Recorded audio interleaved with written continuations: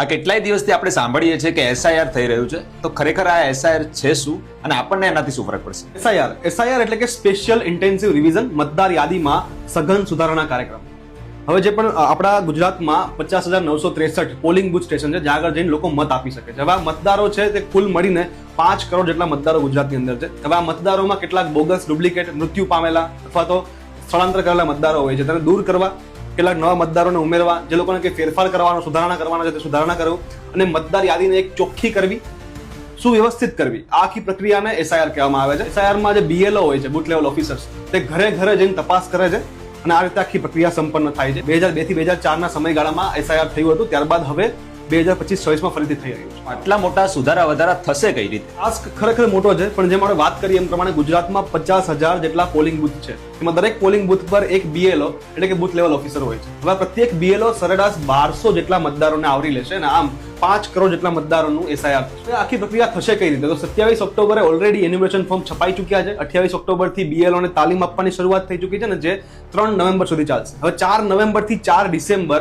એક મહિના સુધી આ BLO ઘરે ઘરે જઈને તમારા ઘરે આવશે અને તેમની પાસે જે પહેલેથી ભરેલું ફોર્મ હશે, જો તેમાં તમારા મતદાર યાદીમાં તમારું નામ હશે તો તેમાં તમારું નામ, સરનામું, ઉંમર સહિતની માહિતીઓનો ઉલ્લેખ કરેલો હશે. BLO તમારા ઘરે આવશે, વિગતો ભરશે, રૂબરૂમાં તપાસ કરશે અને ફોર્મમાં જરૂરી કેટલીક માહિતી ભરીને મતદારની સહી અથવા અંગૂઠો લેશે. અચ્છા, તો આમાં બીજો પ્રશ્ન એ ઉભો થાય કે જ્યારે BLO આપણા ઘરે આવે અને અમે ત્યારે હાજર ન હોઈએ તો? આ પરિસ્થિતિને પહોંચી વળવા માટે ચૂંટણી પંચ દ્વારા BLO ને આદેશ કરવામાં આવ્યો છે કે તેને 3 વખત મતદારના ઘરે જવું પડશે. જો મતદાર હાજર નહીં હોય તો 3 વખત વિઝિટ કરશે.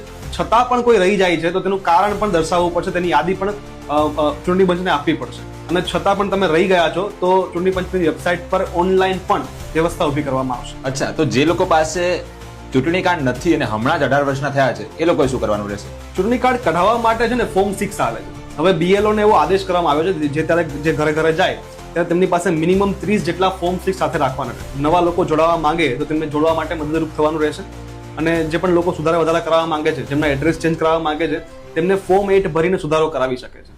અને કોઈ બોગસ કે ડુપ્લિકેટ મતદાર હશે અથવા તો મૃત્યુ પામેલા, સ્થળાંતર કરેલા મતદારો હશે તો તેને દૂર કરવાની માહિતી એ BLO ચૂંટણી પંચને આપશે. હવે આ તમામ પ્રક્રિયા થયા બાદ 1 મહિના બાદ 8 ડિસેમ્બર સુધીમાં એક આખો ડ્રાફ્ટ રેડી કરીને એક ડ્રાફ્ટ મતદાર યાદી જાહેર કરવામાં આવશે. હવે આ ડ્રાફ્ટ મતદાર યાદીમાં સુધારા માટે 1 મહિનાનો સમય આપવામાં આવ્યો છે. 9 ડિસેમ્બરથી 8 જાન્યુઆરી સુધી આ ડ્રાફ્ટ મતદાર યાદીમાં મતદારો પોતે અપીલ કરી શકે છે, કહી શકે છે, સુધારા વધારા થઈ શકે છે. અને ત્યારબાદ 7 ફેબ્રુઆરીએ એક ફાઇનલ મતદાર યાદી પ્રકાશિત કરવામાં આવશે. અને આ રીતે આખી સમગ્ર એસઆઈઆરની પ્રક્રિયા પૂરી થશે. બિહારમાં આ એસઆઈઆર થઈ ચૂક્યું છે ઓલરેડી, ટ્રાયલ બેઝ ઉપર અત્યારે કરવામાં આવ્યું છે. ત્યારબાદ હવે ગુજરાત સહિત 12 રાજ્યો અને કેન્દ્ર શાસિત પ્રદેશોમાં આ થવા જઈ રહ્યું છે. અચ્છા, તો હવે આ એસઆઈઆર નો ફાયદો શું થશે? હવે સ્પષ્ટ ભાષામાં સમજીએ તો આખા પ્રક્રિયા ઉપરથી ખબર પડે કે આનો એક સીધો ઉદ્દેશ્ય મતદાર યાદીને સુવ્યવસ્થિત કરવાનો, ચોખ્ખી કરવાનો અને ચૂંટણી પ્રક્રિયા સરળ કરવાનો છે અને બોગસ મતદારોને દૂર કરવાનો છે. તો એસઆઈઆર ની અમદાવાદમાં શું અસર થશે? અમદાવાદમાં શું અસર થશે? તો અમદાવાદમાં થોડા સમયમાં જ કોર્પોરેશનની ટર્મ પૂરી થાય છે. અમદાવાદ મ્યુનિસિપલ કોર્પોરેશનની જે કમિટી છે ટર્મ પૂરી થાય છે. તો હવે ફેબ્રુઆરી સુધીમાં ઇલેક્શન આવવાના હતા, પરંતુ એસઆઈઆર હવે 7 ફેબ્રુઆરી સુધી ચાલવાનું છે. તો પછી આ ચૂંટણીઓ છે જે તે પાછળ જશે. એટલે સૌથી મોટી અસર તો આ થવાની છે. જુઓ, મતદાન કરવું એ તમારી નાગરિક તરીકેની સૌથી મોટી ફરજ છે. અને અત્યારે જે એસઆઈઆર ચાલે છે તેમાં સહયોગ આપો. તમારી પાસે ચૂંટણી કાર્ડ નથી તો વોટર આઈડી કાર્ડ તમારું કઢાવી લો. તેમાં કોઈ સુધારા વધારા કરવા છે તો તે કરાવી લો અને તૈયાર થઈ જાઓ વોટ આપવા માટે. નજીકના ભવિષ્યમાં કોર્પોરેશનની, અમદાવાદ મ્યુનિસિપલ કોર્પોરેશનની ચૂંટણી આવી રહી છે. તમારી આસપાસ રહેલા રોડ, રસ્તા, ગટર તમામ સમસ્યા દૂર કરવાનું હવે તમારા હાથમાં છે. તો મતદાન પ્રત્યે સજાગ બનો, તમારી ફરજ ન ચૂકો. અને એસઆઈઆર અથવા તો કોઈ વોટર આઈડીને લગતા કોઈ પણ પ્રશ્નો છે તો ECI ની વેબસાઇટ પર, ઇલેક્શન કમિશનની વેબસાઇટ પર તમે વિઝિટ કરી શકો છો અથવા તો ટોલ ફ્રી નંબર 1950 પર સંપર્ક કરીને માહિતી મેળવી શકો છો. ધન્યવાદ. Bureau report, Ahmedabad media, powered by સે solar, making solar energy easy for you.